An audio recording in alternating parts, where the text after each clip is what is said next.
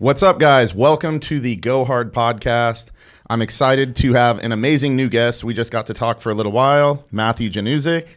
What's up, man? How you doing? Good. I'm glad that you got to make it out.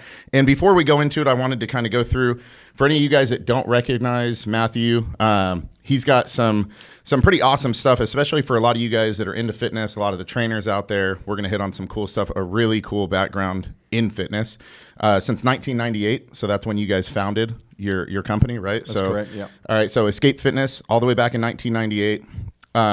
Gone through businesses in the UK, Germany, and Poland, right? Yeah. Okay, so, and originally just started at a flat. Now you guys have a business of $33 million. So all you guys that are trainers and told that you can't make a living in fitness, this guy says you're wrong, and he's got some good advice for you guys. So that's amazing, $33 million.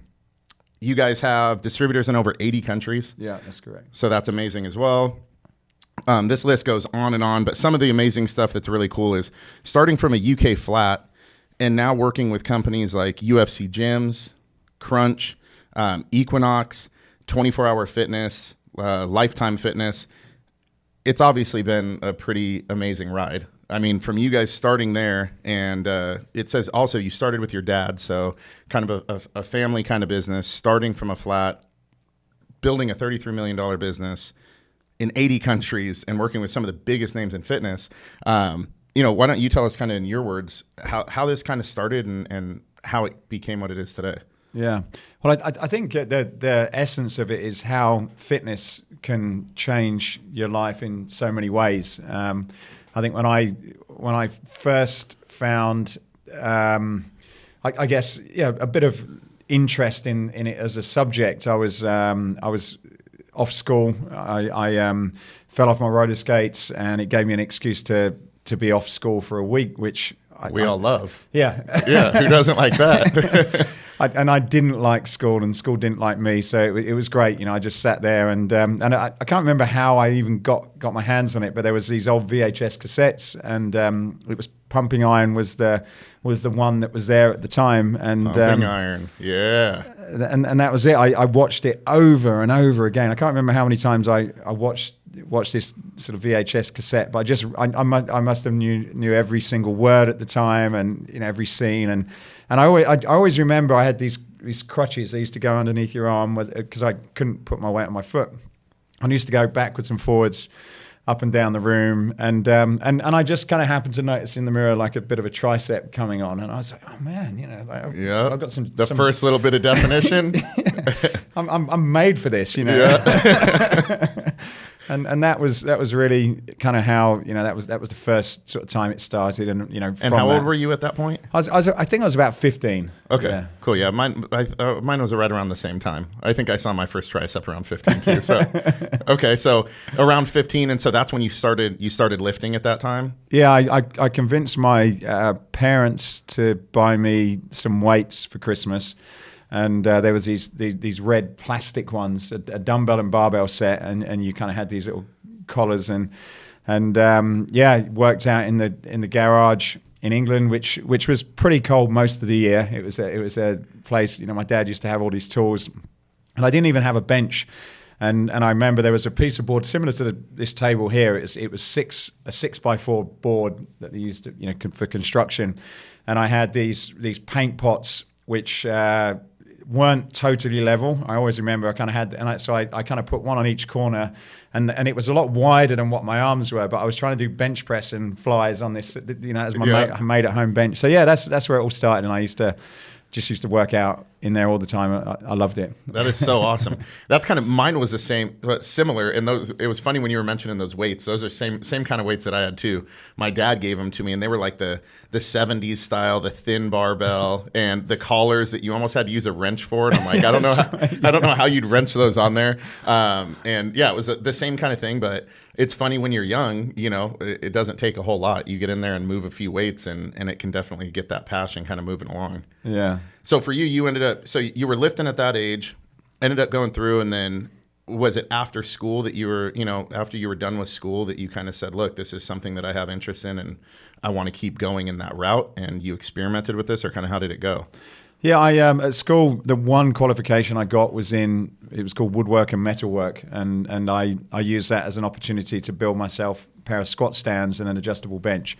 So I cut up some old school desks and left with one exam at 16, I think I was, and that kind of built out my home gym. And I when I did that, I found that it was the one thing that I enjoyed. I like making things, and I had to make a little brochure, I remember, which I enjoyed doing. So it was at the very end of my school, I kind of found something that I liked to do, combining making stuff with fitness. But I never realized it was ever going to turn into something, because I just left school not knowing what to do and went to work for my grandfather, who had a dental laboratory. So I went to work there because I just didn't have any ambition really to I can relate to that as well.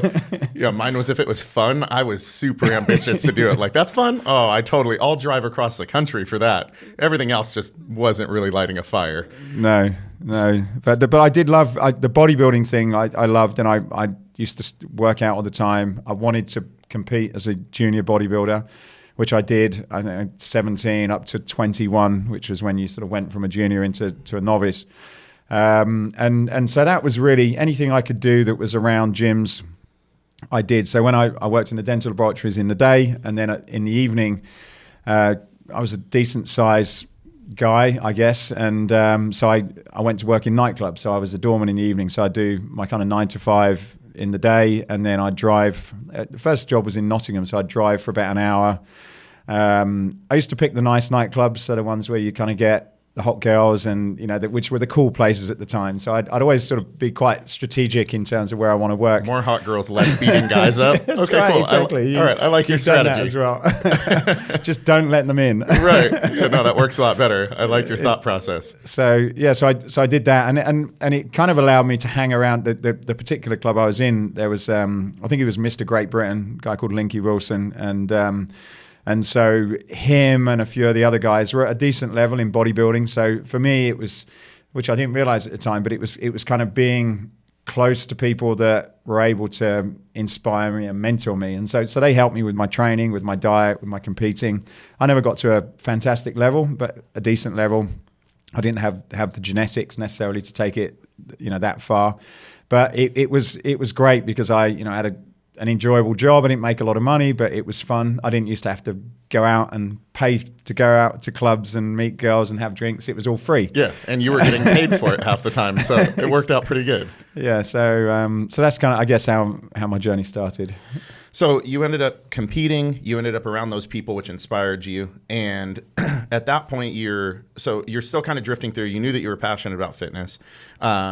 Not passionate about much else other than that and being around hot girls. So that was kind of what was rolling. And from there, what kind of took you to that next level to where, all right, you're this guy that's, in good shape, likes fitness, and he's a door guy. And now today you've got this fitness empire. What took you to that next step to get this ball rolling? Yeah. Well, it's certainly not a book to follow, and it's not a step-by-step guide as how to be an entrepreneur, because, probably the early parts I'd certainly skip. But I think, like all, I suppose, young people, I've got young children as well. And I think a lot of it is about not having something to focus your mind on. If you are, I suppose, driven and energetic person, then if you're not given any kind of focus or positive focus, then you just, that energy goes in all kinds of different areas. Some are good and some are bad. And I was just generally, going down the non-positive because I just didn't know where to put it. But I think as I got older, I started to realize, look, this isn't sort of going to plan. I didn't expect I was going to be here, and just started to think, look, I need to decide what I'm going to do with my life. And I sort of came out of working in the nightclubs. I just realized that wasn't a great sort of business and time. In fact, I got fired from working in nightclubs twice. And the second time I thought, actually, I'm going to, this is a signal. I'm going to leave it there. Do something else. Do something else. So yeah, I got fired. And then I just started to think about trying other ideas. So a friend of mine, we used to organize parties in nightclubs. So we were kind of like a promoter. So again, had my day job. And in the evenings, we'd go to a nightclub, we'd rent the club, we'd sell tickets, we'd get DJs, and we did that. And that was interesting. And then one time, I remember it was like we have these, in England, we have these bank holidays. So there's a big bank holiday in August, and we decided to do a party on the Thursday before this bank holiday, which was a terrible idea because everyone goes away on the bank holiday weekends. But this was the launch of our great night. So it sounded like a good idea in your mind. It did, yeah. Oftentimes it does. Yeah, it seemed like a good idea. So we kind of barricaded the doors and, imagine these huge queues around the block and everything. And it just wasn't that. It was good. And so we were pretty deflated. We sat out the back in our, in this van that I had at the time, thinking, right, what do we do now? What's the next great idea?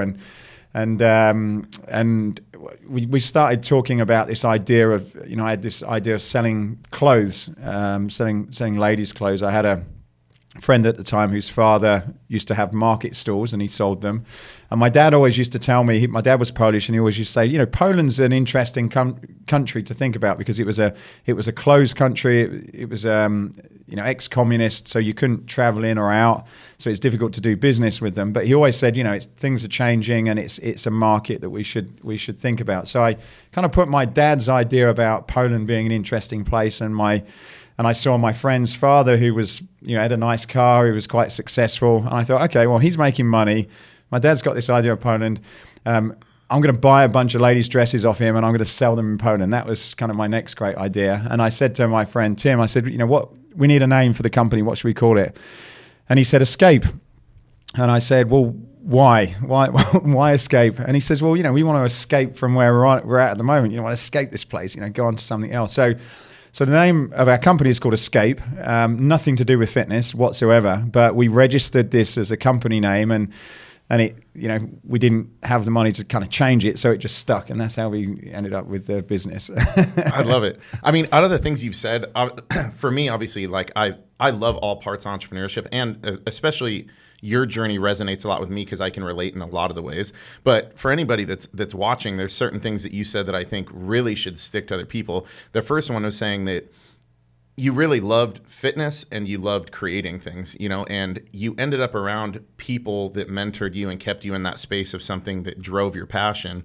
And coincidentally or not, it ended up being what you ended up doing, because I think to some extent you pursued it, whether it was just through your own avenue of competing or not, you were around those people and you continued to go down that road. And the other thing that brought it together was you were a hustler and you were creating, you were finding something that was missing. So if there were people that needed something in the other country, you were finding a way to connect the dots and provide something that they needed. And one thing didn't work. Okay, that didn't work. That party sucked. Okay, so what's the next idea? And within a matter of an hour, you're sitting in a van already coming up with the next idea. And so I think that certain people could hear the story and it's an entertaining story, but I think those are, for me personally, a lot of really big things that stand out that might not sound like big things. It's just something that was a part of your journey, but you were someone that was always tied to the thing that you love, and now today you just so happen to be doing it. And at the same time is a lot of people would have thrown that party and said, screw this, I'm not good at doing anything. I'll just go back to the dental industry or do whatever and settle for something else. But you continued looking for the next thing that was going to be what was going to fulfill a need, what was going to be, some people would look at it as a hustle, but it was trying to create something. And you're looking at everything saying that guy does well. This country needs something. I could provide a service in some way. And I think really at the end of the day, that's really what makes an entrepreneur great, is fulfilling a certain need or making something better. And then in my personal opinion, is if they're able to do it through an outlet of something that they're truly passionate about, it's just 10 times better. Yeah, absolutely. Yeah. So for yours, it's very interesting that you kind of have all of those components. So for you, was it always that you were trying to fulfill a need and trying to hustle, or it was more that kind of developed after you realized, look, these things aren't going to plan and I want to have a better life. I'm going to change those habits that weren't as good, and I'm going to apply myself in different ways and work in a different way. Is that kind of did it more develop, or was that kind of always there? Yeah, I think it developed. Like from a young age, I loved working. So when I was at school as a teenager, I can't remember exactly how old I started, but in the school holidays, I used to just love going to my grandfather's business and working.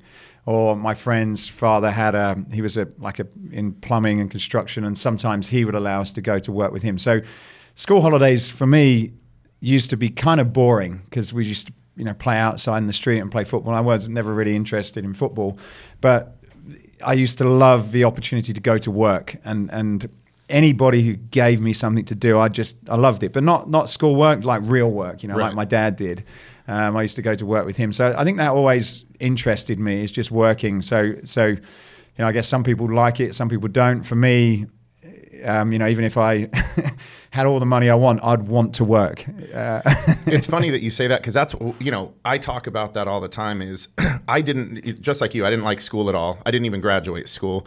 And I didn't, for me, is I thought I must be missing something, is I'm told by the teachers I'm going to be the 3% that's going to live in a gutter. This is not going to be a good situation. But I did love, my dad worked for the movie studios, and he would take me at 3:00 in the morning, and I couldn't wait to be there, and I enjoyed doing it. And I think that one way or the other is you either love working, or you're going to have to develop a good work ethic, because whatever you want to do is going to require it to some extent. Because as you and I talked a little earlier, like, most of this stuff doesn't come real easy, and it's going to require you to have to do the work. And I think that for me, what made it a little easier was that, one, I did like working if it was something that I enjoyed, but finding this, which was my passion, is I couldn't see myself retiring now. People say, hey, are you going to be bought out? Are you going to do this? I'm like, what would I do? And I think that's kind of like talking to somebody like yourself is, when you find something that you really want to do, and you are somebody that has great work ethic, that's just kind of, it becomes who you are. And you don't just want to lay on a beach. You want to have a purpose or do something else with your day. Yeah, that's right. Yeah. And there is an argument. I've had a discussion with a friend of mine and we've said, well, is it better to, do something that's going to make you all the money you want so that you can then afford to do what you love, or try and find a business where you can make the money, but probably not quite as much as something else, and do that. And I've played around with that quite a bit. And for me, I think if you're an entrepreneur, it's very difficult to go through what you have to go through in a business. It never, we were talking about it, it never gets, not necessarily gets easier, but every day is a new challenge. Every day is a new day, and you're going to constantly have to, it's a new, fight a new battle. So if you come into business thinking, one day you're going to kind of sit there and it's all going to be great, then that's not reality. Just the same way as I realized this when I was about sort of 17, 18. I thought I'd get to a stage with my body, with my physique, where I've reached it, and Right. I don't have to go to the gym anymore. Yep. In my mind, I honestly believed that I kind of reached this peak where I didn't have to do that gym stuff, and God knows why, but that was and then I suddenly realized, no, actually, if you want this, you're gonna have to keep doing this every single day, Yep. and push yourself. And I think that's the same in business. You don't just get to a space where you've made it. You have to keep working at it. And Yeah, I think that one of the sayings I love is, success is never owned, it's rented, and the rent is due every day. And I love that, because it is just so true, is no matter how good you did today, tomorrow you're going to wake up and it's time to pay rent again. Like, it just, and the way that I see it is, the higher you climb with your body, you talk to a bodybuilder, to maintain that amount of lean body mass, and that like, they work astronomically hard to just stay exactly the same, to not grow at all. And so same with business, is you talk to somebody at a higher level of business, and of course everybody's in different situations, but the amount of work just to maintain that level is so hard that most people don't understand it. So the higher you climb in that ladder, it's understanding it's going to take more and more sacrifice and more work to do it. And I think that your point is, I talk to a lot of people, that'll hit me up from the podcast, or that'll hit me up on social media. And this general theme right now is, if you're not an entrepreneur, you're doing it wrong. Like, you're an idiot. Like, working a 9 to 5, you're a slave. And even though I could never do anything other than be an entrepreneur, I definitely don't think it is for everybody. And I think that it is really important, like the question that you had asked yourself and that you and your buddy talked about, is really a question that everyone should ask, is what is the end goal? Not what looks cool on social media, or what did somebody say is good, or what makes you more money. But there are some people that would much rather work for me as a trainer and be very happy to have their set hours, have me help tell them how to market themselves, how to be a better trainer. I pay the bills at the gym, and I handle the broken equipment, and I do that stuff. And then when they go home, they forget about the problems of the gym, and they live their life, and the gym is completely gone until tomorrow when they show up again. that doesn't happen for you or I. Like, we're on call 24/7, and you probably have dreams about the problems you might wake up to with your business, and that just isn't for everybody. So it really is what that end goal is, and what, you know, what's going to facilitate that. And some people, it isn't this, and they wouldn't enjoy the things that you or I might have to go through every day. I think that's an important point, really. And, you know, I talk about being an entrepreneur, and I think nowadays it is glamorized, as everybody should be one, but you know, it's definitely not. And even, you know, I've been doing this for a long time now, over 20 years. And, you know, there's days I sometimes ask myself, you know, do I really need this? Because it's 24/7. And, you know, when things are tough, which they will be if you've got a dynamic, growing business, that you're always going to have these tough days. And, you know, you're at home and you've got relationships with your friends and your family, and you have to find a way of being able to deal with that. And I always remember, I'm not going to get political on you, but I remember before Donald Trump was a president, he came. I went to one of these sort of you know, business development seminars, and Donald Trump made a presentation. And one of the things that he said, which really stuck with me, he told me a story about his brother-in-law in business, and the gist of the story was that, you know, for some people, you know, they just cannot deal with the pressure of business. And if you can't deal with the pressure of business, it's not to say you're good or bad, but it's just that don't do it, because you've got such a weight to carry mentally that, you know, you may be better off just working for someone who can and wants to deal with that, and you can, you know, do what you do and enjoy it and have a different life. So I think it's like a team. Everybody's got their own positions. I'm not sure whether this is totally the best position for me, but I can handle it. I love it. I love the freedom it gives me. But there's a lot of my friends who don't do that, and, you know, they're probably a lot better off than what I am. You know, they go home Friday night, it's over, they focus on their families and crack open the beer, unbutton the pants, relax, and life is behind them until tomorrow.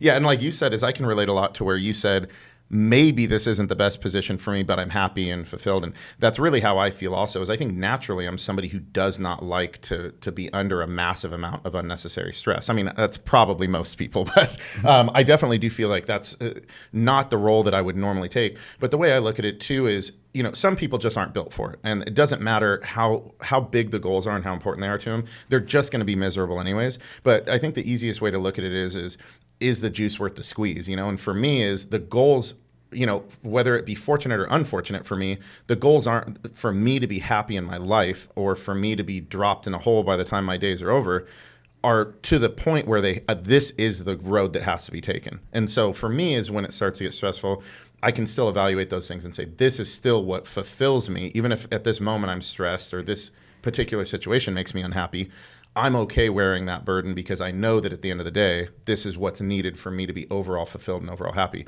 But I think that that's something that you probably, as just now, you said you already do think about that with your friends and other things, and you are able to assess that and say, this is what you want to do.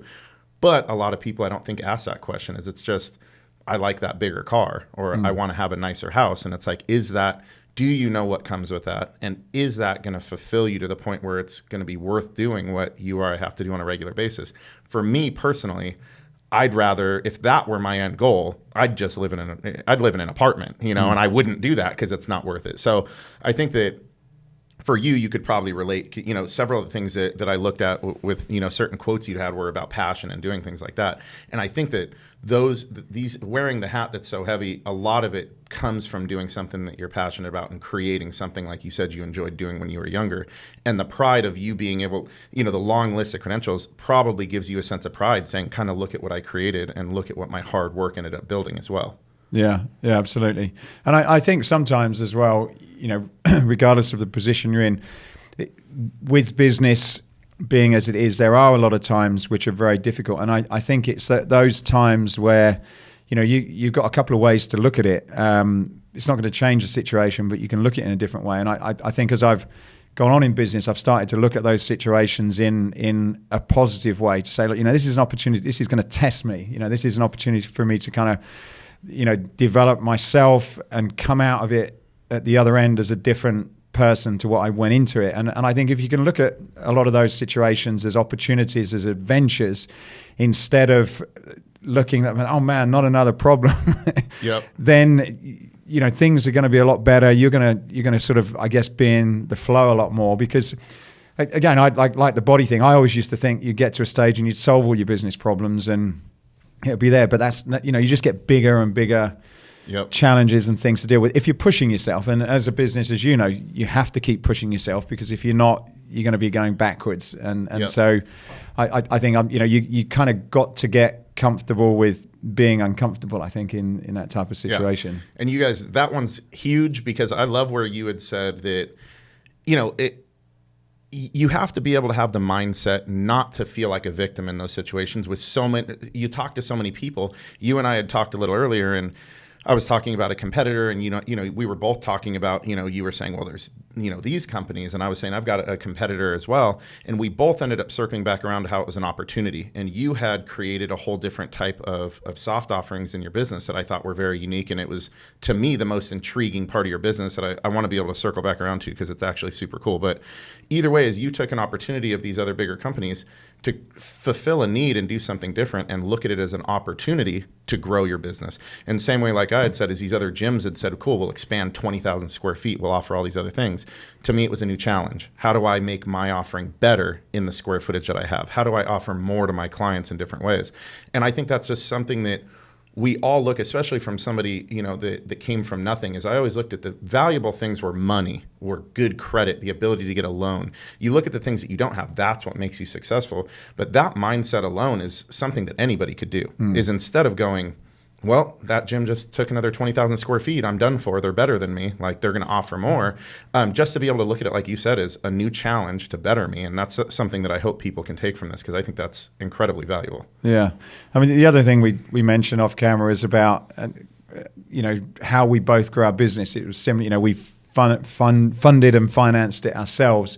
And not to say that's the right way or the wrong way to do it. It's just our way that we ended up doing things. But I think the good thing that does do for you, compared to going and having a big investor and giving you a bunch of money, is it forces you to look at the limited resources that you've got, which in both our cases were pretty minimal.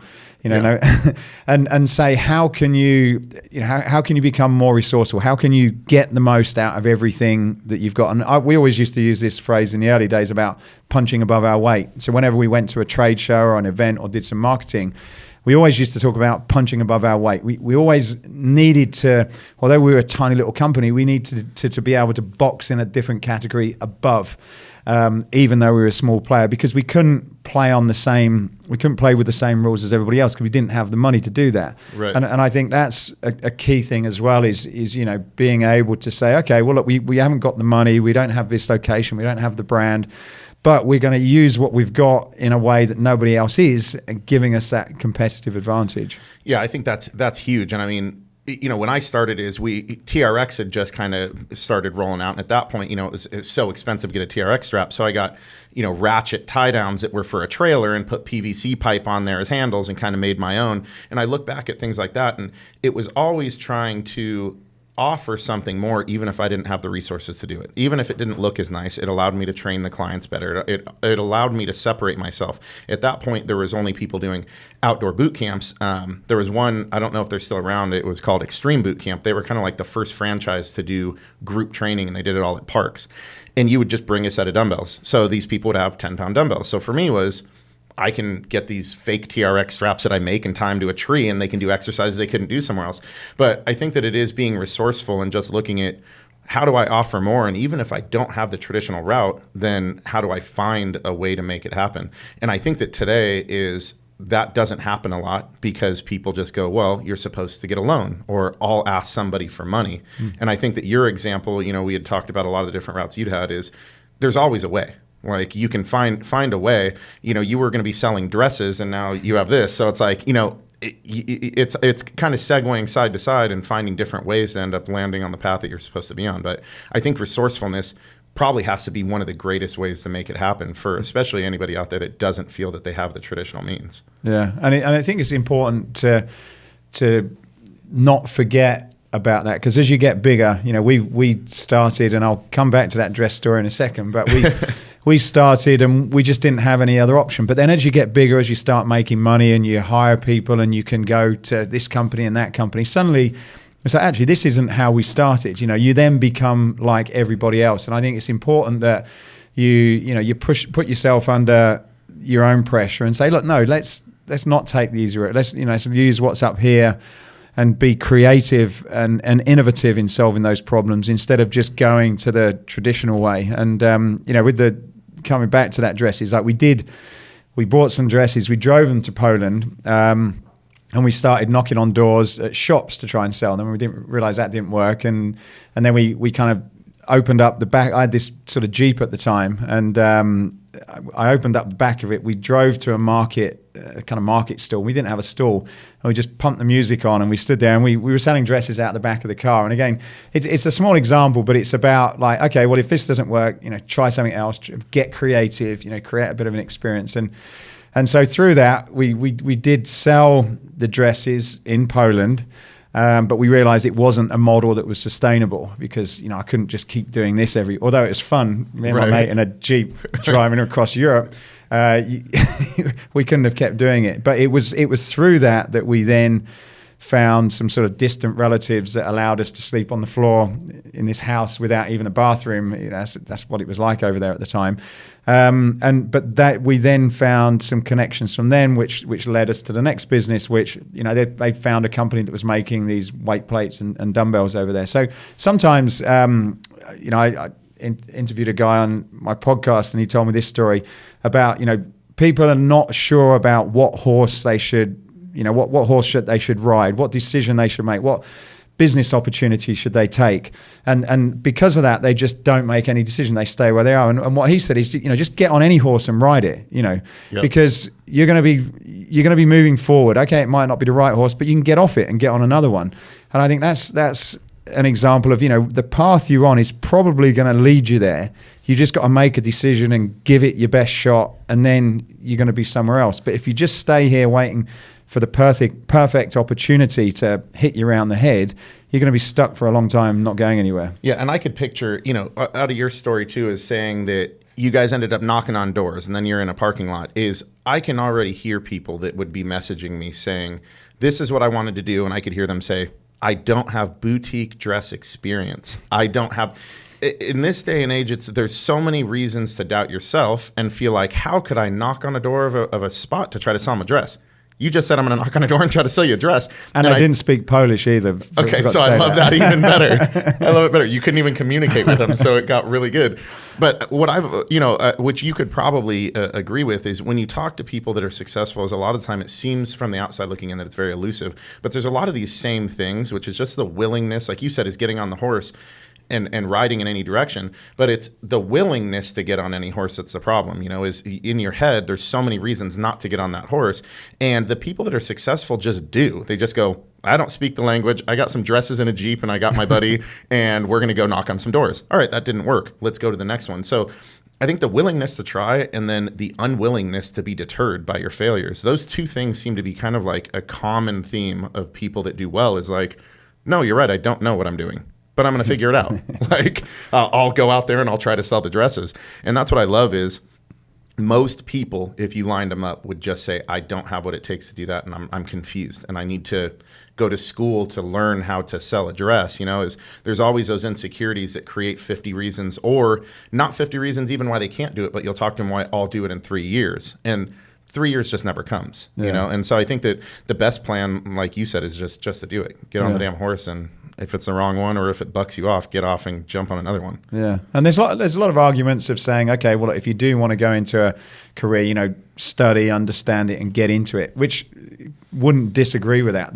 The issue is that even if you train to, you go to school for many years to learn a specific trade, at some point you're going to be put in a situation where you're out of your depth. They didn't teach this to you at school, right. And then so these skills are going to have to kick. You are going to be in that position where you're going to have to make a decision. You got to figure it out, and so I suppose if you can, even if you want to do both, the more experience you can get trying these things and failing, and even if you don't think they're necessarily pointing in the right direction, it's kind of building, you're building yourself personally to kind of, to a stage which will help you one day, you know, when you have got a big business to run, because those principles are not, you know, they're universal. They don't really change. Right. Yeah, and I think that's when you look at it too, like you said, is obviously the education component is great, and you know, I'll talk to people that'll say I want to go to school, and that's not something, again, like you said, is that I would deter somebody from doing. It wasn't the route that I took, but I know many people that went to great schools and they took a lot from it. The main issue is when a lot of people use that as saying, I know I want to go do this today, but I'm not going to even try because of this. And when you talk to them a little further, it's really not because of that, whether they want to do the education component or not. It just prevents them from having to do the scary thing today. Yeah. The scary thing today is knocking on the dress store and saying, hello, in a language you don't understand, I have lady dresses and I want to sell them to you. When they're like, what are you doing? That's the uncomfortable thing. And there's so many reasons that are, now you go to somebody and go, well, I'm going to take these routes and I'm going to go to a fashion institute and all this. Well, sure, no one's going to come. They're going to say, great, sounds like an awesome plan. You know, though, that you could just still knock on the door. Even if you still want to do that, you can knock on the door today. And that's the thing that I try to encourage people to do is however you want to get there, make sure whatever route you're taking is really to better that situation and not to avoid the scary, uncomfortable thing. Because like you said, in business, that's always going to happen. The master's degree, the doctorate, none of that takes away from real life, uncomfortable, scary stuff. That's going to happen over and over. And no matter how many times you go to school or find other excuses, no matter how valid they seem, you're always going to end up having to face that monster if you want to get to where you want to be. Yeah, and some of it also is to do with getting over yourself. There's a certain amount of embarrassment that people feel, I felt, about doing things and failing miserably in front of everybody looking at you, and then having to deal with, you know, kind of loosely called friends saying, oh, you know, laughing at you based on, you know, oh, well, that was a crap idea. You know, I had that when I was, you know, even when I started the current business, you know, I remember somebody saying that same thing to me. Oh, that'll never work. Why are you doing that? Because you are going to get these. So a lot of cases you've got to, if you have that belief in yourself, it's like, look, I am prepared to look stupid. Just what we're doing, you know, we had the conversation earlier about starting a podcast. None of us were formally trained, and the first ones, you know, probably nowhere near like what they are at the moment, but getting in front of camera isn't easy for people to do. Being prepared to, you know, look a bit of a fool, say the wrong things is not easy to do. But one of the things, I've done this for a year and a half now, if you can get over yourself, the difference that you make to other people because you've had the confidence to step out of your own comfort zone, to look stupid, you know, you're impacting thousands of people now because you know, accepted that you're not going to be great, but now you've built a great following and people are getting the most from what you've decided to invest. But if you'd have been scared about, you know, what do you look like on camera? What's someone going to say? What if a podcast isn't successful?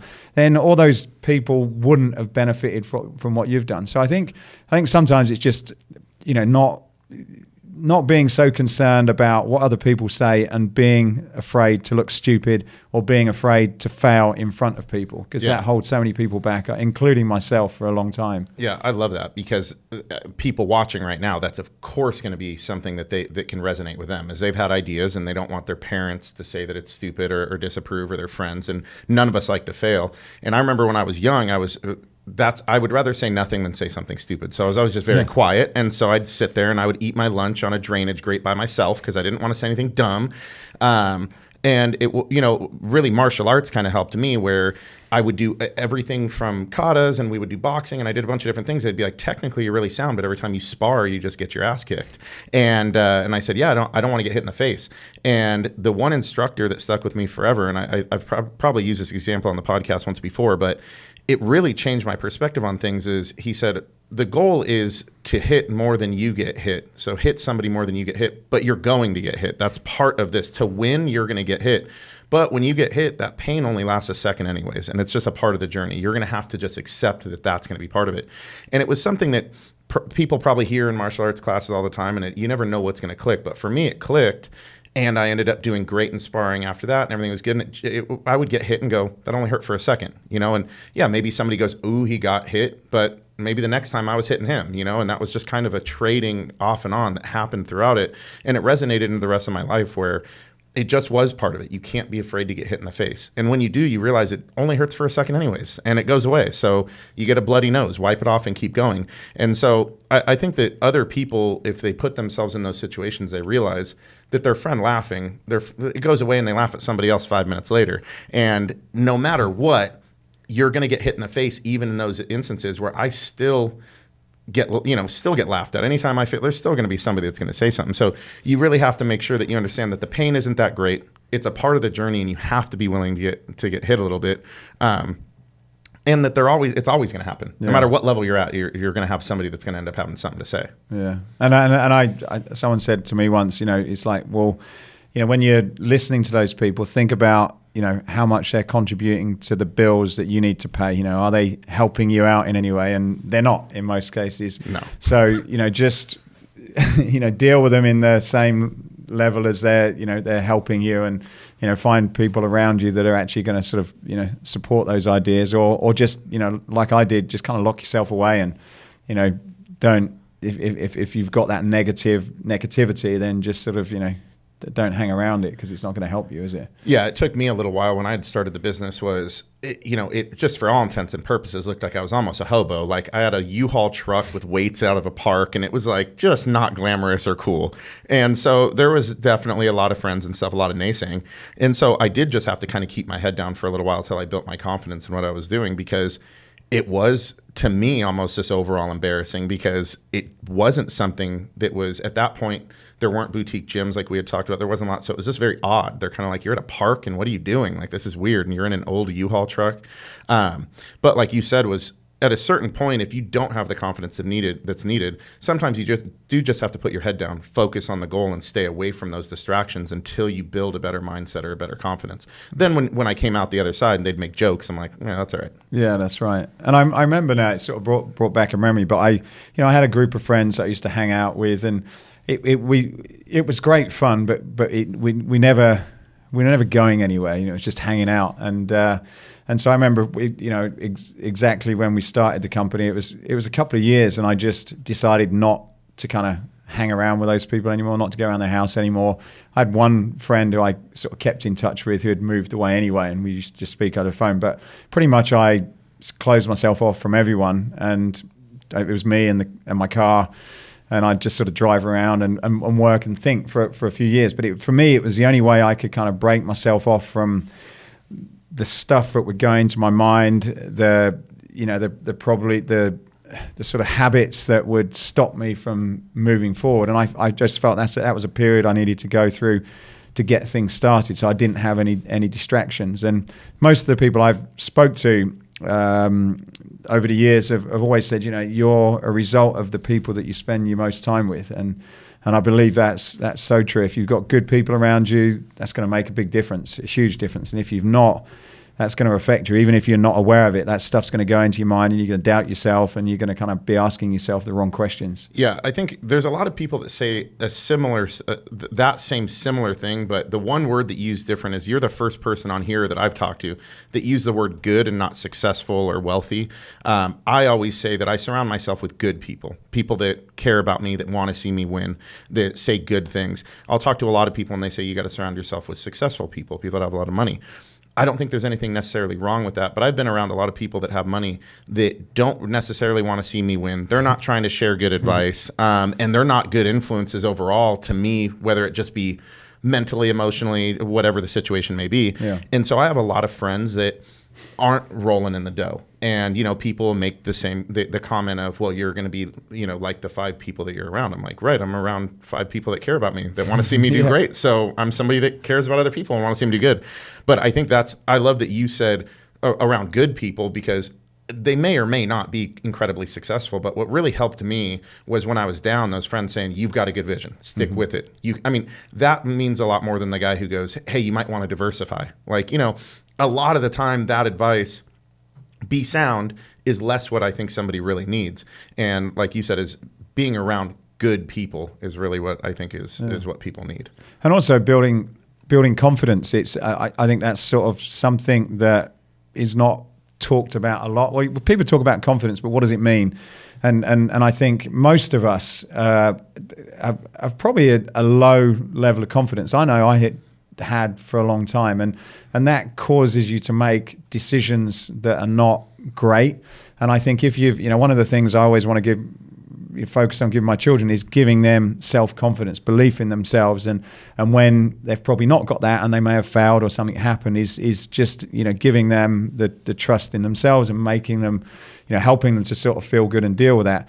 I think if you've not got that, and if you grew up without it, it's certainly I made a lot of bad decisions because of lack of confidence. And if you have people around you that are just good at building you up, regardless of their knowledge in business or whatever, then just giving you the confidence, look, you're on the right path.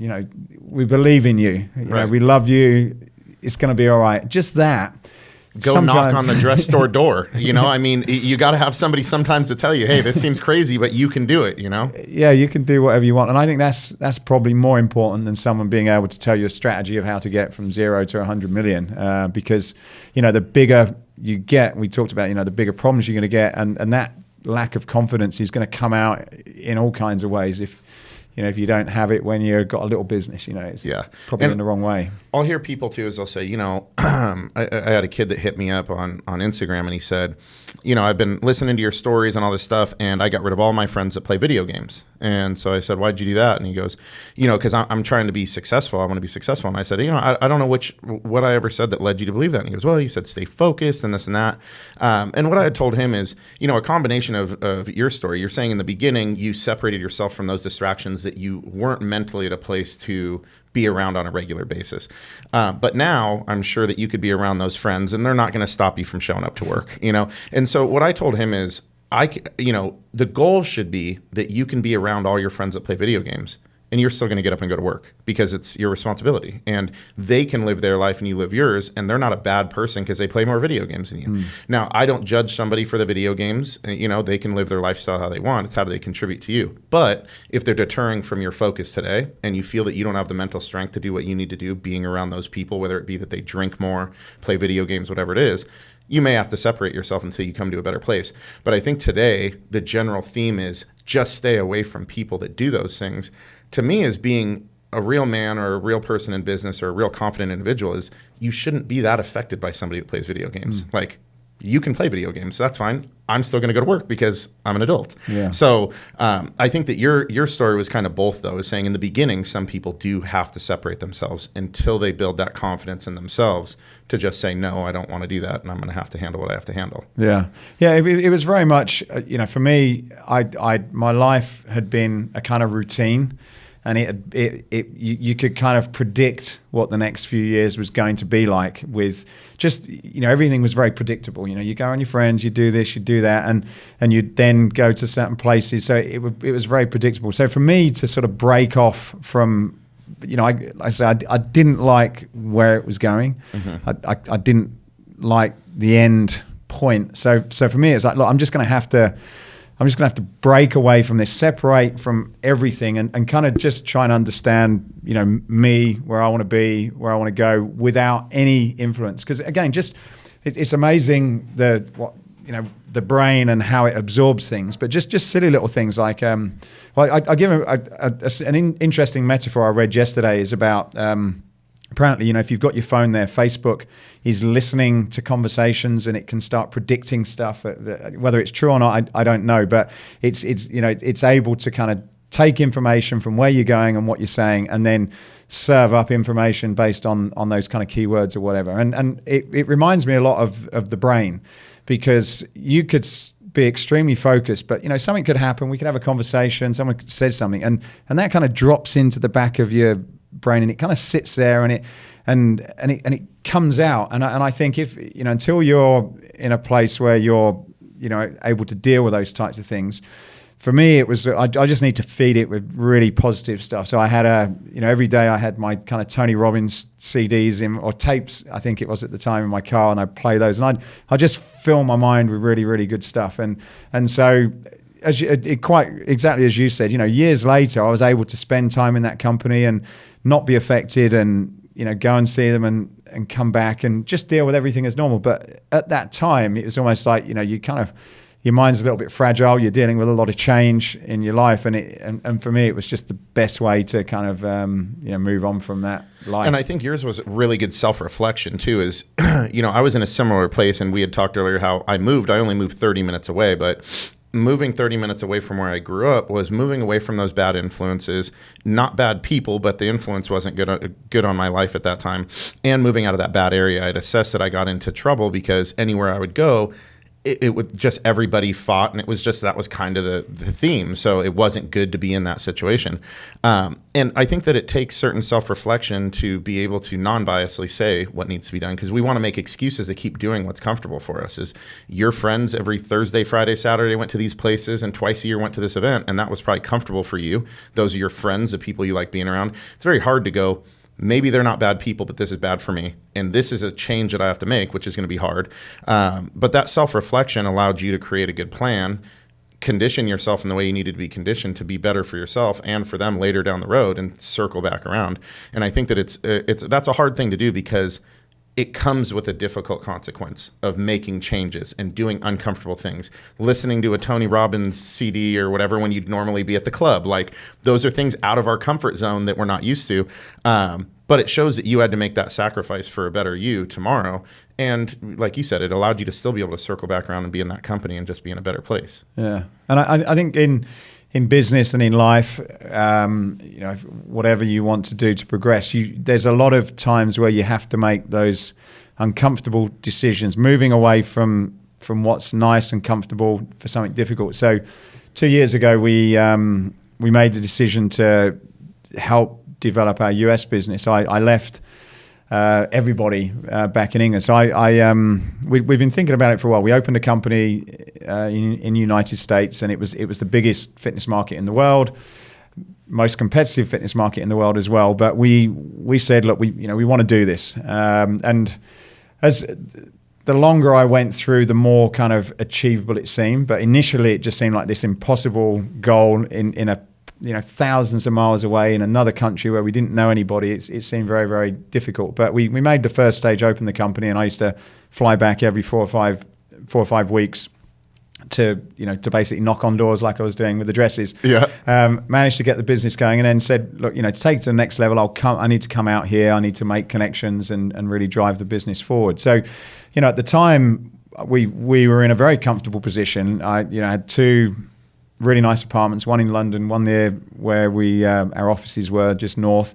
All my friends, nice cars, my sort of dream car, and just everything around us. All the restaurants knew us, where we lived. It was a beautiful part of the country, and more importantly, I'm a family person, so my parents lived very close by, and they used to see my children on a regular basis. So it was almost kind of like our perfect life, and the business was good. Right. But we kind of my wife and I made a decision. We kind of left that. We left our families. We left this comfortable situation. We came to a country where we had no credit. In England, you build up a credit rating like you do here. But when you come to another country and you don't have any history, those 2 countries don't talk. So we're almost like, the guy said to me, well, no credit's almost as worse than bad credit. Yeah.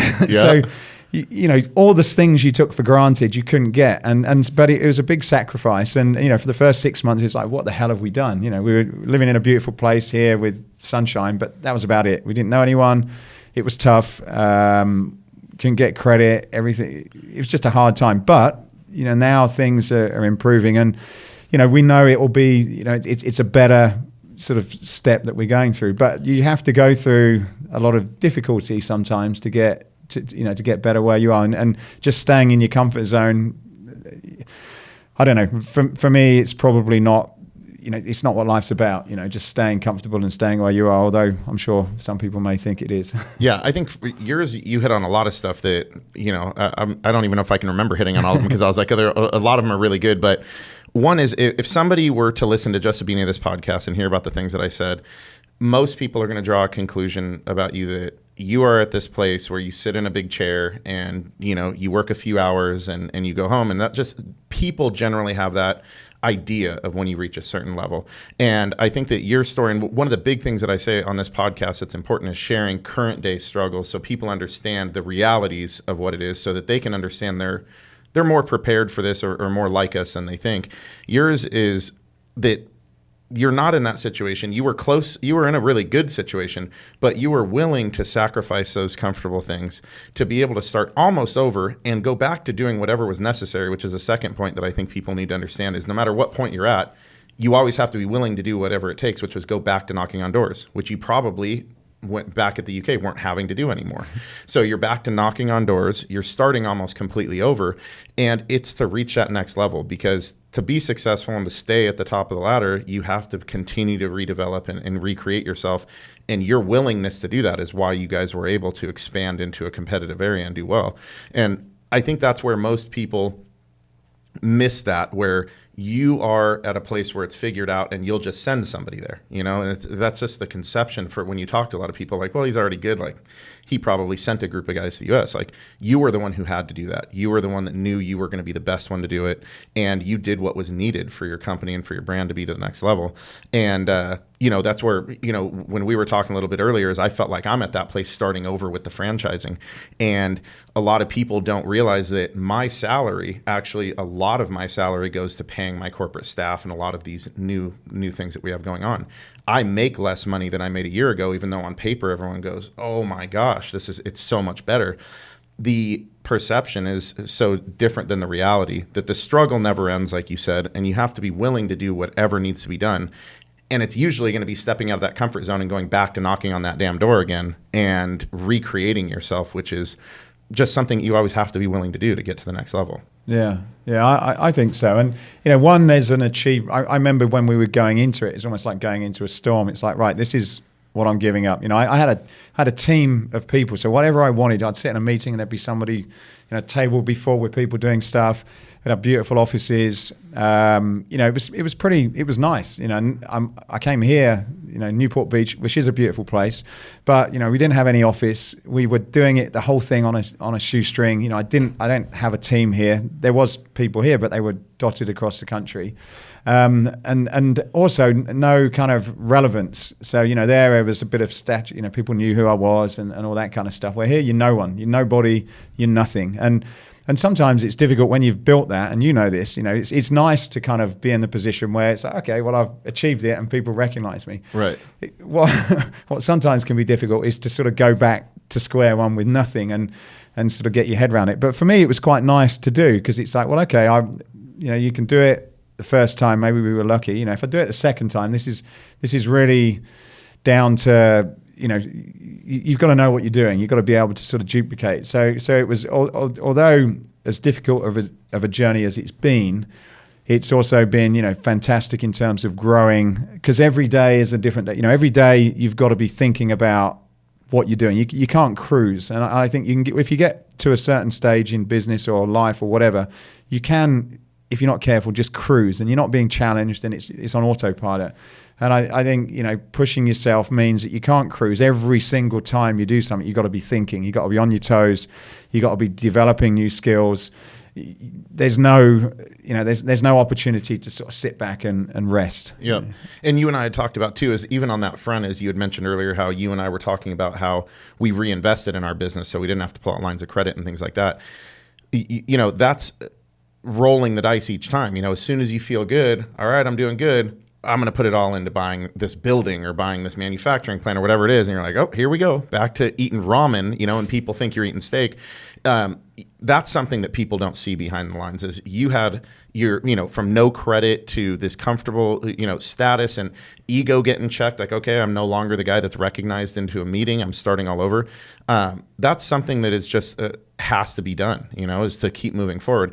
And I think that certain people would look at it as, okay, if you want more, but I think to you and I, it's just to continue the relevancy, because if we don't do that, somebody else is going to, and even where I'm at now that's comfortable might get pushed in on by that person. So it's almost just for us, it's something that's necessary. We have to keep growing.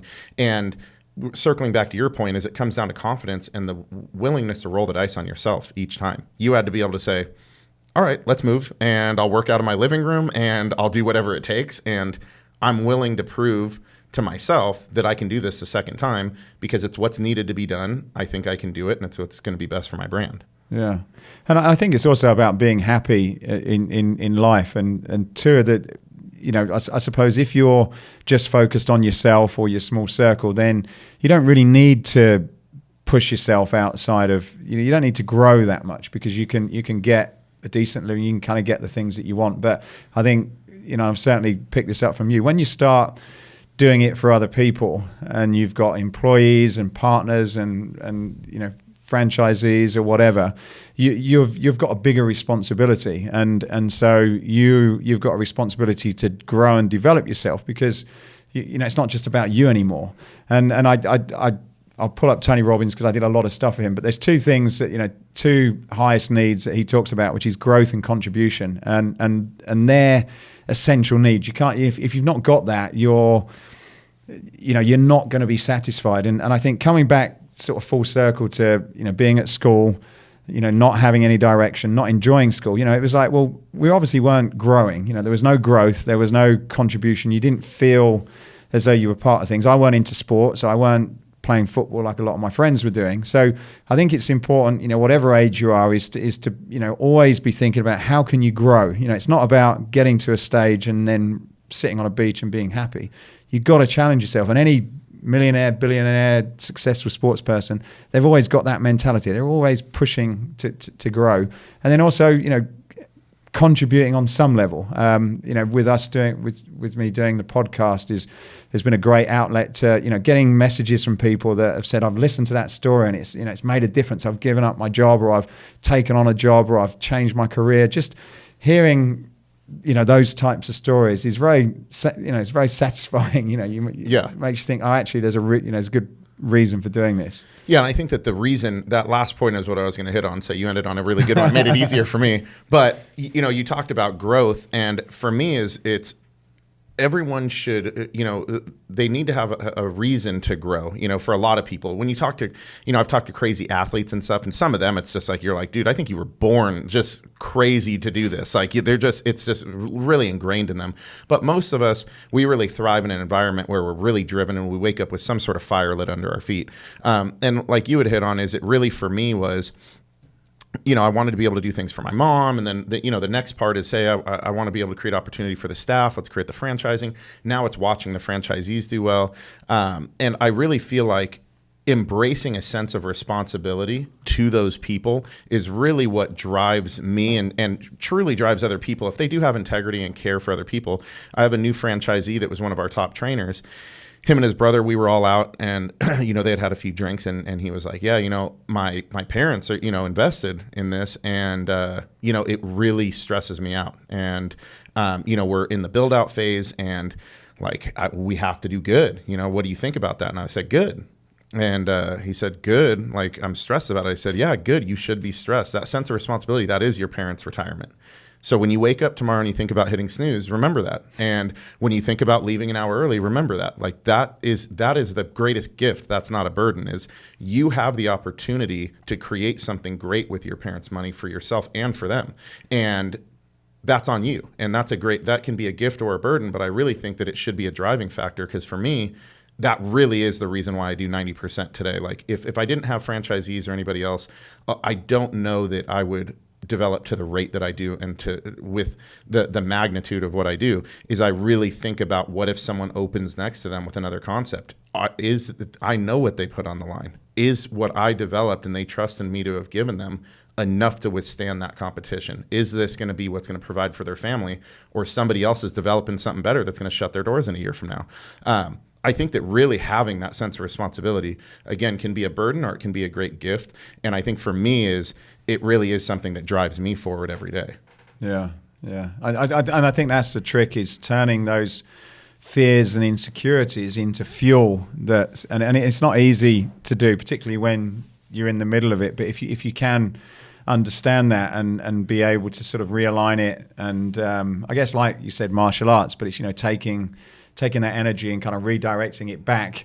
Yep. If you've got the ability to do that, then you're going to sort of be a lot more fulfilled and happier dealing with some of those things. Yeah, and like you had said earlier, is it comes back to mindset also too. Is it can be something that's, oh, this sucks, or this is something that's great. And I think we all have that ability to manipulate it how we want. And for me now is I've got people that rely on me. And to me, that's a blessing, because there's not a day that I can wake up and disregard that and go, yeah, I think for the next month I'll relax. It just intrinsically in me is that something that weighs on me and goes, hey, today, just like every other day is a day you have to deliver, because those people are counting on you. So out of all the stuff we've talked about, so you've had these different mentors. If you were to say something out of all the pieces of advice that you got, what would be the best piece of advice that you ever got that you were able to put into action? Obviously, that's a broad one out of all the things. Yeah, it is broad, and you're probably gonna stump me there. You could give a bunch. I mean, for me, I don't know that I could even give one, but it's one that I get asked a lot. So through social media, people say, and to be honest, I'm asking you one that I can't even answer, because every time they ask me, give me one piece, I say I couldn't give one piece of advice to help you be successful. But a lot of the things you said, as I say, mindset, being resilient, being resourceful, those kind of things. So I usually have to give like at least a half dozen. Yeah, I think for me, the thing that has the most impact, and certainly with the people I've spoke about, is I've underestimated the power of mindset and what difference it can make. And even up until, even to this day, it's something I still work on, because you can have a particular situation, a challenge, a problem, and you can respond to it in one way, which isn't really going to make a difference to you or to other people, and it isn't going to help solve the problem.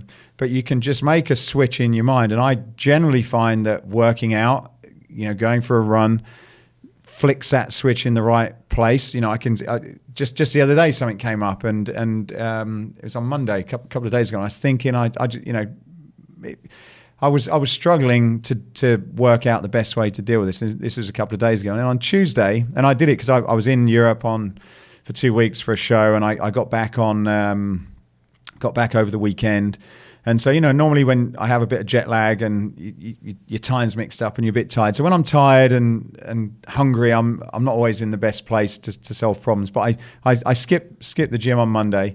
And on Tuesday, I went for a run, and suddenly whether it was the oxygen, whether it was the running, whatever it was, but suddenly all these things that I was sort of, worried about the day before, I kind of worked out how to solve them, better solutions, new solutions. And I'm like, where did all this stuff come from? Yeah. And so I think it's just being able to, I think it comes from the body. So I think, putting your body into a position where you're in a good state. And I'm sort of using, I've not been to a Tony Robbins seminar for years, but a lot of this stuff's coming back and it still remains true. But, putting yourself in a positive state, whether it's through exercise, breathing, but, just getting that blood flow, and then thinking about that problem in a positive way. How can we start asking yourself the right questions? And I think if you can do that, then, almost anything's possible. Because once you start getting on a roll in a particular direction with your mind, it's amazing, what's achievable. But it just made me think, well, if I'd have stayed in that mindset, where would I be? Where would some of these decisions that we make, where would that be? And where would that be in sort of like, a week, a month, a year? You imagine that road if I'd have kept that mindset, or imagine this other road with this other mindset. It's a totally different destinations, massively. So I think it's really important to be able to prepare, train your mind somehow, linking that into some sort of physical activity on a daily basis. It's not something you can do once a year when you set your goals. It's not something you can do once a month. I think you need to do it every single day. Whether I don't meditate, but some people meditate or write things down. But I think you've got to sort of get your mind in check, however you do it, in a positive way. Reminding yourself of what you're doing, and I think that will set the course of your life in a positive direction instead of a negative one. I love it. And it's funny because I'm known for the guy that doesn't like to do cardio. I've got horrible cardio. But what's funny is people say, I see you shooting your videos on Instagram or whatever all the time, and you're always doing cardio.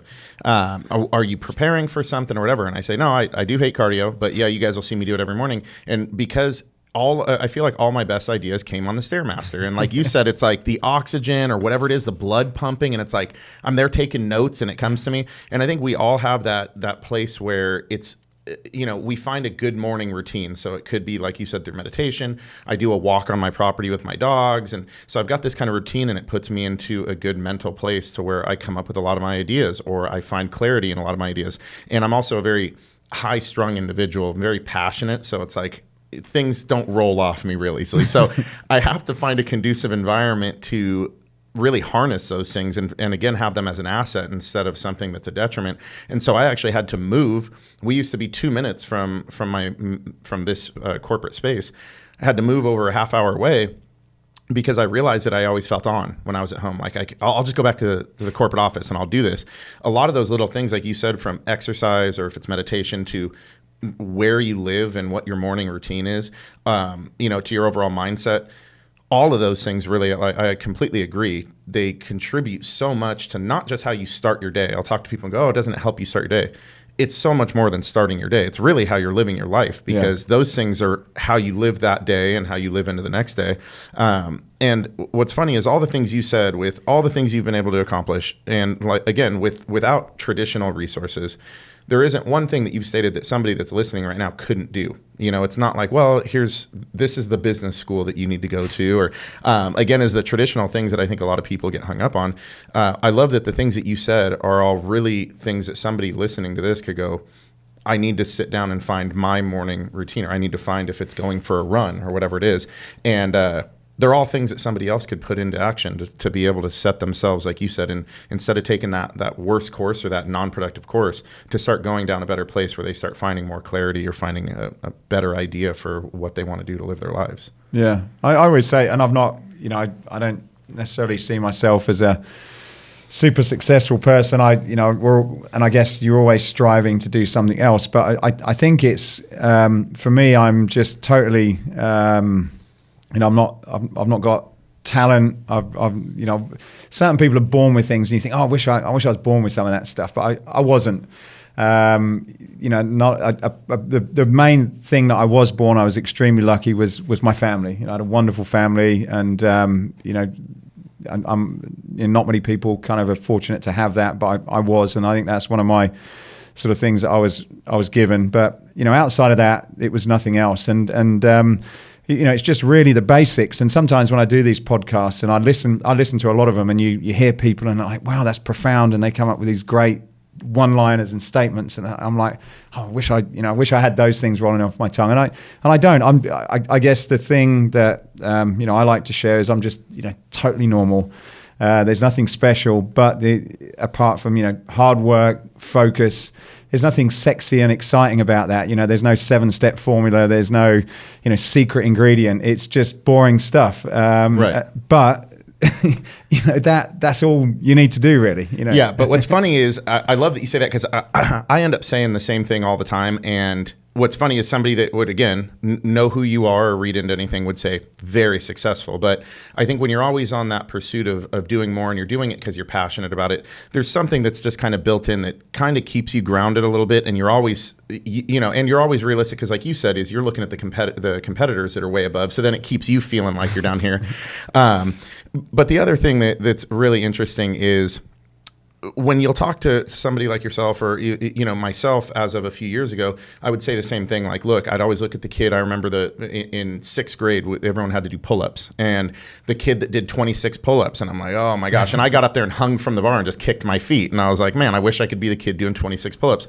It's kind of the same thing that we look at with all of the other things, is funding and all those kind of things. But when I look back, is the things, like you said, is traditionally it's not looked at as sexy, but these are really great gifts and talents that we were given that would just society doesn't look at, because it's not 26 pull-ups, so it doesn't look like a talent. But the ability to go knock on the door at the dress store, the ability to have that bad event and then an hour later already be thinking of the next one and not going home with your tail tucked between your legs, those are amazing gifts. Like those are talents we just don't equate with great talents. There's he's known for social media influence through fitness. His name is Alex Turner, and we were just talking the other day about this exact thing. And he's got a new thing that he's launching, and he said the same thing. Like, I don't have any of these things. And I said, well, this company pays you to promote their products, and you've built this entire brand around yourself because of these great things and the way that people connect with you and these other things. None of those things do you think are a great talent? Because those companies that have all the money, they obviously can't do it because they're paying you to do it. So you obviously have something they can't even buy. And it was pretty cool for him to kind of go, wait a minute, like, I guess I do kind of have a talent. Like, I do have some skills. But I think that's the thing is, someone like yourself that's humble, and we see things in a certain way, like we just work hard. And same thing with anybody that's out there right now is, we all equate things that are valuable or talents based on certain things. But at the end of the day, there's certain things we may not think are great talents or great gifts. But at the end of the day, at the end of the journey, we're going to look back and go, no, I had some pretty badass talents. Yeah. I just didn't equate them to be a great talent. Because I'm sure I could talk to 20 people that know you that would go, no, he does this really well, he does that really well. We just don't see it that way. Yeah. So we see somebody else that does the 26 pull-ups, and he's got all the gifts and I got nothing. But I bet the guy that does 26 pull-ups, might be looking at me today going, well, maybe he had a few other things I didn't have. So, it's always that perspective. But yeah. And I think there's a couple of things I'll sort of say to that is that, nowadays with social media, it's very easy to look at somebody else's life and think, oh, they've got a great life, they've got this, they've got that car, they've got this business, and try and compare yourself with others and think that that's what you need to do to be successful. And I remember speaking to someone, a lady called Petra Kober, and she said, the key is to meet people in the cracks. And what she meant with that is obviously, your authentic self is relevant to, there's a lot of people traveling on a very similar journey to you and to me, probably totally different people with, totally different backgrounds, but we really connect and relate to a certain people. How big or small that is, I don't know, but there's an opportunity to kind of meet people and then to sort of bring people out of those through your own personal stories. And I think now with technology as it is, social media, the internet, it gives you the ability to reach people, not to try and be someone that someone else is, but to be who you are. And I've certainly learned to, you are who you are. You can't change who you are. And the more real you are and honest and open, the more people will connect with you. And a great example of that is if you look at some of the real successful people on Instagram, and I'm particularly talking about females, that you may say, well, look, she isn't what I would think as a super fitness model. But what they are, they're authentic and they connect with certain people in a way that nobody else can. They're not hiding or trying to pretend to be something or photoshopping themselves. They're just being themselves. And because of that, they've been extremely successful. They've got an amazing following. And I think that's probably really important now. It links back to confidence because people are not confident with who they are and what they're about. They don't think it's good enough. But in some ways, they're then putting on this sort of facade, this mask, showing someone that they're not really, and they're not connecting, and not being successful of that. So I think if you can open yourself up, then you're likely to sort of, be a lot happier and get to where you want a lot quicker as well. Yeah, you guys got to take that one to the bank because that one's huge. Like, I could go on and on about that forever, but it's actually something part of our franchise training that, you would think Instagram or Facebook wouldn't be a big part of a franchise training. But for us, we spend a decent amount of time on that because we feel that it's so important that when you own the gym, or if you're a manager of the gym, you are someone that's doing it for the right reasons and someone that's authentic and not afraid to share those kind of things. And it's because we, just like what you said, is one is it's being confident in who you are and being able to relate to other people, because that's the only way that you can empower them. Share your story, share the things that you're insecure about, and let them know that it's okay. And that's a big part of what we have to do as leading a gym is you are a leader. You're not just a manager. But those things are something that you don't see a lot today. Is if you see somebody else on a podcast and you'll talk to them, is I'm like Gary Vee, or I'm like someone else. It's like, I don't think there's anything wrong with saying I kind of like what they do, but you're really missing out, like what you were hitting on. You're missing out on the greatest part of being you when you're trying to be someone else, which is being you. Like you're not able to do any of those great things or share any of those great things that you have to bring to the table because you're just trying to be just like somebody else. Or if you're not trying to be like somebody else, they're trying to be like the most polished version of themselves that they think other people want to see. Yeah. And, what I've realized is from the kid that sat on the storage grate and ate his lunch by himself and never wanted to say anything to the guy now that last night I was hitting high notes in my car on Instagram. I just do whatever I want at any given time. And there are going to be some people that laugh or people that don't like it. But what I've noticed is even if I don't attract more people, the people that I do attract are genuine people and people that relate to me and people that just like that when I say something, they know whether they agree with it or not, that it's real and that I'm saying it for the reason that I believe in it. And I think that's a powerful thing. And that's something that we try to tell our owners and stuff is even if they don't agree with it, you'll notice people respect you when they know that you're just going to say whatever you feel and be who you truly are, because it's rare today. Yeah. Nobody does it. Yeah. So, and I think you had started it by talking about, entrepreneurship and stuff earlier, saying that it's kind of so mainstream with social media and just seen to be this great thing. And that really is when you've got everyone posting the video of them with their new Ferrari. That's great, but it's never followed up with all right, I just had a 20-hour workday. It's just the next Ferrari with a model. And it's like, I can't hate on what somebody else decides to portray about their life, but I do feel for the younger generation that thinks that's the reality of what they're getting into, because it just isn't. And I hope that more people take your advice and be genuinely who they are, allow people to connect to them and take something positive, especially if there's somebody that's an entrepreneur or has something to share, because people need to see what it really is, not the glorified version. Yeah. And I think podcasts are good because the reason I started it was to share stories with people like I was when I was 16. So where I grew up, there wasn't anyone that inspired me. It was a farming town in the middle of nowhere. Nobody had, they were all kind of working for, farmers or working for a big company, factories and that kind of stuff. So there was nobody really to inspire me. And so, for me, it was about sharing stories with other people to show them that this is what's possible, to give them kind of hope and like, wow, this is amazing. This is, this guy started as a trainer and now look at what he's doing. And I think the other thing it does is it kind of gives a lot more reality about life. I was speaking to someone last week in the UK, and I don't quote me on the figures, I'm not sure, but it was between, sort of guys from sort of late teens to early 20s, the amount that commit suicide a year in the UK was incredible. There's a major problem there somewhere, with sort of what's going on. And I think in a lot of cases, women, they talk a lot, they talk about their problems and they're not afraid necessarily to, and this is what my wife tells me anyway, they're not afraid to kind of, open up. Where guys, it's very rare that we talk about stuff we do wrong, talk about our failures, talk about our mistakes. We're almost like, we're guys, we can't do that. We can't share that kind of information. And I think the more people that can do this to kind of shine a real light on what things are really like, and not everybody's got a Lamborghini, and there's nothing wrong if you've got one, but there's been a long path that's taken for them to get there.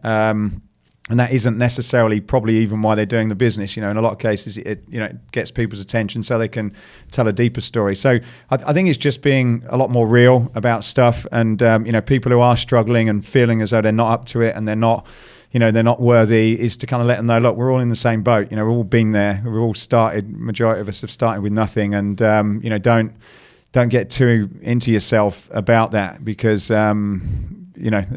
Instagram isn't real life. Yeah. And I mean, that's why I said I relate to you a lot, because that's the same reason that I did the podcast as well is, I wear shirts now that say fell into fortune and stuff like that. And it just gets people's attention and it starts a conversation. And so, people say, oh man, you're out having a burger and you're going to have one person that comes up and is like, what's that shirt about? Isn't it just annoying? I'm like, well, unless it changes that person's perspective. And then they go, well, I'm a felon or whatever. It's like, oh, cool. Well, here's what my story was. But I do think that you had hit on earlier how powerful it is to be able to pay it forward and to be able to hear somebody send you that message to say, hey, you gave me hope or whatever. And I have a whole slideshow in my phone, or a whole album of people, a kid that was in San Diego that said, I bought my first Lexus, and I posted our conversation that we'd had a year ago from social media or whatever. And I think people don't realize the impact on that one person at a burger joint that's annoying to another person. Like, they're going to annoy you while you're wearing that shirt. Is that impact that you have on that person could be very real, because like you said, At 16, that person that's going down the wrong path and didn't graduate high school, and they're feeling like, they hear statistics that a teacher or someone else tells them to motivate them, but when they know they're failing is discouraging. Hey, you've got a 99% chance of, being in prison for the rest of your life by these choices.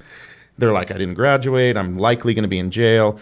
It leads to that place. And I had hit on the last podcast that I had attempted suicide at 16. And it was for those reasons. I was told this is going to be your future, and I didn't graduate. And now I'm going to go to jail, and I've made these mistakes. In that time, it just seems very overwhelming, and like you are destined for this future that is not only not good for you, but it's hurting your family. You're nothing but a burden. It's very important, I think, for us to take an opportunity, someone like yourself, me, or anybody else that has a voice, to say, that's only today. You're not defined by those moments, and life changes astronomically from day to day, month to month, year to year.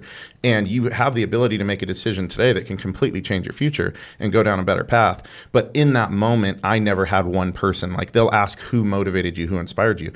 Everyone that would come to my school to speak would talk about better SAT scores, going to college early. I'm like, dude, like those pieces of advice aren't good. I can't do those kind of things. So I really think that these podcasts, someone like yourself or anybody else that can, like you said, from the cracks, tell a story that gets somebody to relate, can be so powerful and really, be something that can completely change somebody's life. Yeah, and I think that's what you're doing in your business. Regardless of what position you're in, we all have to start somewhere. And whether you're on the gym floor, your story is going to connect with someone, and it's your responsibility. You've been given tools.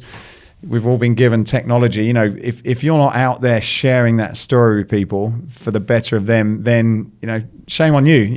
If you're the one that's holding yourself back because you're afraid of what other people are saying, holding you back from making a difference to someone else that's probably got a similar story to you, then that's your problem, and you're not really living your life to your own potential. Yep. And sometimes I think we're our biggest. We're the reasons why we're not doing more. It's ourself.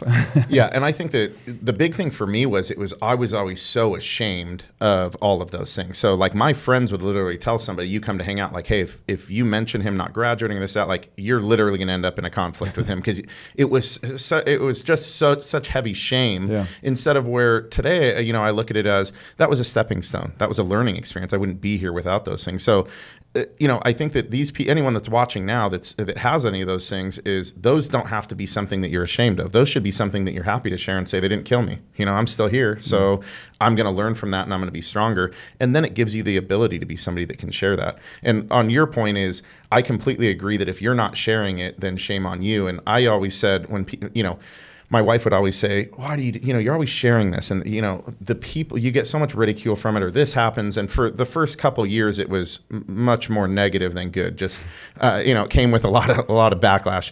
And I told her the exact words that I said was, the 16-year-old version of me would kick my ass if I didn't do this. Like, he would say, bro, like, you, from this moment where you're at, you better share this fucking story. Like, after everything you've been through and where you are now, the you of today needs to hear it, and so do other 16-year-old kids, so share it. And I hope other people realize that too. And you don't have to be at a place where you have a certain resume or other things. You don't have to be incredibly successful to be able to say you went through hard times and you're in a better place. And I hope other people realize that. Again, like you said, you don't have to drive a Lamborghini to have a story that can empower somebody. And just to be able to own those scars and be able to say, I went through these and I have a job where I'm happy and times can be better. That's really what people need to hear. Is it's not rocket science. They're not missing out on a certain skill set that's required to be happy or successful, and that their mistakes don't have to define them. I think if somebody can translate those three things, I know me as a 16-year-old kid would have really been at a different place mentally and emotionally. So I hope that, more people choose to take your advice and utilize technology and other things to share those things. Yeah. So, well, I think we hit on a lot of stuff. I feel like we nailed a lot of things. The one thing I did want to hit on, though, before we end was we had talked about away from some of the mindset stuff that I do think would help anybody that has business was, you had started by all, kettlebells and creating these certain goods that were, for different businesses. And what I had found really interesting was you had fulfilled a need and stepped into a space that really set you apart by being able to be kind of all in one. And you had shown me some of these complete designs that you do of gyms where you guys will step in. So, say you guys are a trainer and you guys want to open a gym, but you don't know, am I going to franchise, do my own thing? I don't know what it would look like. It can become very overwhelming. You were saying that you guys step in from A to Z and you guys will make it to where you'll do the floor plan, the programming of the workout, how it would flow, the type of equipment that's used. I think that's pretty cool, and kind of want to know what got you guys to go from just doing the hard goods to going to that space. Was there a need that you guys felt needed to be filled, or kind of what got you guys to that place? Yeah, I think it's a good question, and I suppose thinking back, it was like anything we approach. We started selling dumbbells and weight plates, and that was great. But in order to kind of grow the business, it's like, well, how can we add more value? There's a lot of people doing that at the time. How can we get people to come to us? So we looked at adding design. Nobody had really added design to a weight plate and a dumbbell, as simple as it was, but we just made them kind of look nice. And we thought about going into more, at the time it was when there was a lot of people writing about the importance of strength training for women. And it's like, okay, well, the weights that we're selling, are kind of very masculine. They're black, they're ugly. So we just added some color and some shape and some style just to make them kind of a little bit less intimidating to people. So as we evolved our business, it was always a case of, how can we provide more value to the people that we're working with, supplying? How can we sort of take some of the problems that they're dealing with out the way? And so we went from, just weight plates and dumbbells, and then we started looking, and they had issues with, how do you store things and keep them nice and tidy? So we did storage, and then, what other complementary products are they using in this space? And then we started to find that people also, laying out a gym, yourself as you're a trainer, but there's a certain flow. If you're doing group classes, you need things in a certain place, and you want to get a certain amount of people in there to make the most, to create a good business. And, if you've got people laying down, stretching and doing foam rolling, they don't want to be near people doing kettlebells and dumbbells. So it's understanding, I guess, the sort of, I'll call it science, but the science around that workout area. How can you create a really nice flow so that you can make the maximum use? And then also the experience. What does it look like? And you don't have to spend a ton of money on it, but if someone's going in there, the experience is important. The lighting, the sound, what's on the walls, what's on the floors, how it all fits together. And so we kind of expanded that product to work with clients on helping them design the whole experience. And then finally, as people moved away from machines and more into functional training, we found that people didn't really know how to use the equipment correctly. So, how do you sort of, what are the fundamental moves of a kettlebell? How do you do a really, really good kettlebell swing? So that was the first stage. And then it was like, okay, well now, how do you create an exciting workout every single week for the next 2 years with the kettlebell? So we started looking at the programming side. So it's really everything. I'd always, when I started working out, I'd always started with very traditional weight plates and dumbbells and bars and cables and that sort of stuff. So, and I've always stayed true because I think that's a really good way of working out for me. But it was to sort of think about, well, how can I get someone like my mum who would really benefit from doing the deadlift type of move or a squat or a press or whatever? How can I get someone like my mum? She's not going to pick up an Olympic barbell with some steel weights, but maybe we can make, like we did, these soft tires which are colorful and you've got handles in them and they don't cut into your hand and they don't mark up your leggings or whatever. How can we make it to attract different people into that into that workout space? Very similar to yourself, really, to say, look, there's probably 80% of the population that need to work out that don't. What do we need to do to sort of get those people to have fun, to have a great experience, and to get the benefits from fitness that I have? It certainly changed my life, and I think whether it's your mindset, whether it's your body, whether it's your business, if you can get someone on the right path, it can totally transform their life.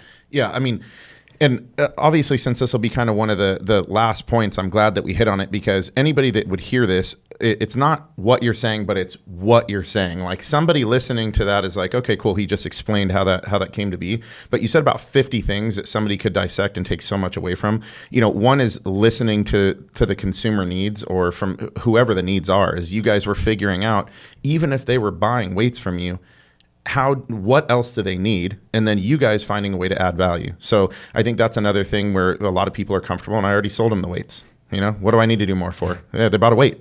But you guys are, it's always looking to add value and do something more. And it's at the same time going to separate you from your competition and be able to do something different. So, I mean, again, as you said, about 50 different things that are of value, but you guys being able to separate yourself, you guys being able to add value, also you guys, as far as developing in a space to where most of these spaces started somewhere, even the boutique gym industry, is a lot of it is fulfilling a need. And you guys are kind of growing into this other space. And like I had told you is, it's funny that it's adding value to be able to do something, but you never know who you're going to attract. And when you and I were talking, I said that there's a lot of, that's why I mentioned trainers when I said this, is I get a lot of trainers that hit me up and say, I want to do this, but I know basic training. I don't know how to lay this out. I don't know what equipment I'd use. Like, I don't really know how to put that together. So you guys knew you were adding value and doing something, but I think a lot of the time when you do something for the right reasons, you never realize how big it can pay off. It's like, okay, cool. I was doing it because I knew this was going to help these people, and it was going to, get our foot in the door to be a better solution for them and offer something that somebody else doesn't. But now it's like, oh, what if other trainers need a complete solution? This could end up being a completely different part of a business model. And I hope that's something that people take from it, is just doing something to make something better will likely end up paying off in more ways than one. And I think that you guys created something that I think is just really interesting. So for any of the people that are watching this, it's, looking for those types of solutions. Obviously they do a good job, and he has some really cool renderings of some of the stuff.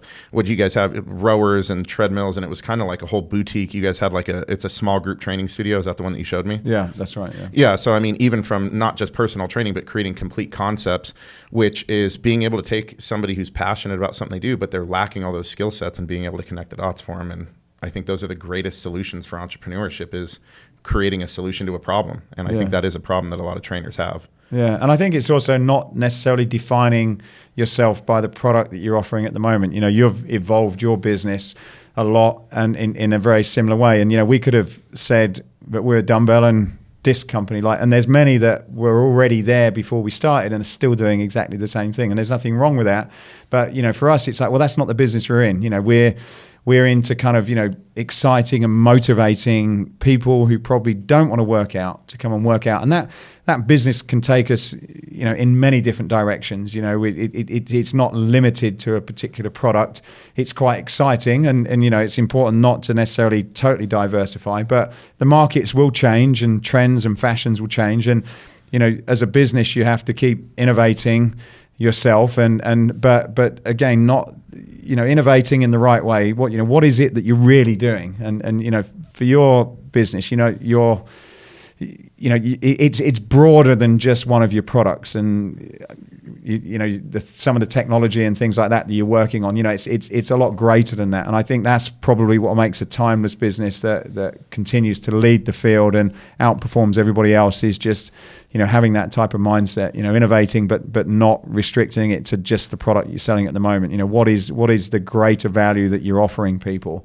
What is it that you stand for? What impact are you making on that industry? Yeah, and kind of to try to wrap it up a little bit, I think that everything that you say, somebody could probably draw to the fact that you're passionate about what you do to one degree or another in each thing that you're saying. And I think that's a key part, is you're wanting to do more and grow, and you're willing to take these risks and see your company get to a bigger place. And so it's something that I preach all the time, is I think you can make money and do well in something you're not passionate about. I've got buddies that do stockbroking, and they don't love stocks, but they make money and they do fine. But I've always told them is, while I think that you do great doing this, I think you do way better if you actually applied that same energy, or you as an individual, to something you're passionate about. I just think that that's how I feel. I think that if you put me somewhere else, I could do okay, but I just wouldn't do the same thing that I do here. I see the way that I tick and the way that I work in this area, and I don't think that I could possibly do the same level in something else. And so that's why I try to drive other people to say, look, try to find something that you're passionate about, because you moving here, taking these risks, you being able to develop your business in these other areas, it's probably because you go for a run and you're thinking of these ideas. It's something that's built into you. And I don't know that the stockbroker is always thinking about stocks. No, and a lot of times they're trying. I know friends. In fact, I had one contact me just a few days ago. He's a stockbroker. He's trying to get out. It's not his passion, and most of it, they're thinking of other ways to escape the monotony of what they've got as a job. You know, they don't want to do that. You know, they're not getting excited when they're going for a run and thinking about all these cool ideas. And if you, okay, maybe you do have to take a step back, you know, like the example I gave earlier, but it's probably going to be for a much better end goal, you know, where you're probably, you know, a little bit more rounded and balanced with the kind of life you've got, and you're in that right place potentially. I don't know. I love the answer to that one. No, I think that it is for sure. I've had buddies, you know, that end up moving from one career to another and even take a major pay cut or, you know, a cut in status and other things like that. But the things that bring them joy, it's so funny because when you're in a job that's just about monetary gain, that is what makes you happy is your paycheck. Like the rest of the time is you're not real happy. Is if your boss yells at you less, you're kind of happy. If your coworker that annoys you a little bit less today, but you'll talk to them and it's just such a different mental dynamic to what their daily existence is. We may have more stress, but I've talked to buddies that'll step away from a job that pays them more. And they go into this job, and the things that make him happy is, hey, you know, I talked to my buddy, and he goes, I started my website. He hasn't sold a single thing, but he's so excited. I got my website launched. I'm so pumped today. I've been so fired up. I got my website launched. It thrills them to have that forward movement of a dream of something that they're passionate about. And I just think that's, you know, your quality of life is going to be so much better if that's what makes you happy. Yeah. You know, now if you show up to the 9 to 5, like we said earlier, and that makes you happy, great. But for the rest of those people, even if you take a massive step back financially or whatever else, I personally think, because I had to do that myself, and I was just much happier. So I think, you know, if I got to tell you guys, downsize from the Mercedes to the Geo Metro, you get better gas mileage and you'll be happier with what you're doing. So I say downsize. So I appreciate you being on. And then also, what's your podcast so they can check it out?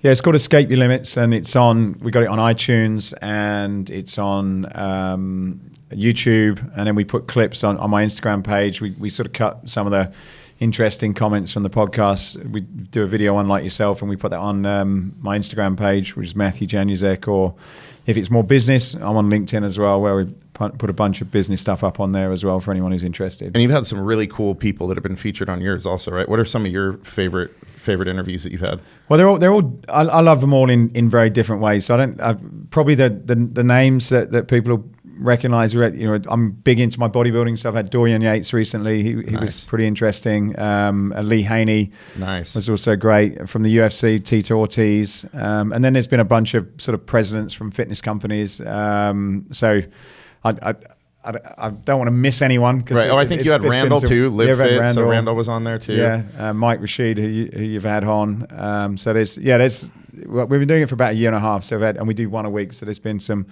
Yeah, everyone's great. There's some wonderful lessons in there, and I've really enjoyed doing them as well. Very cool. Well, I'm super pumped that you're on here. I know people are going to take a lot from this, so appreciate having you on, and hope you guys took something. Till next time, peace out. Thank you. Thank you very much.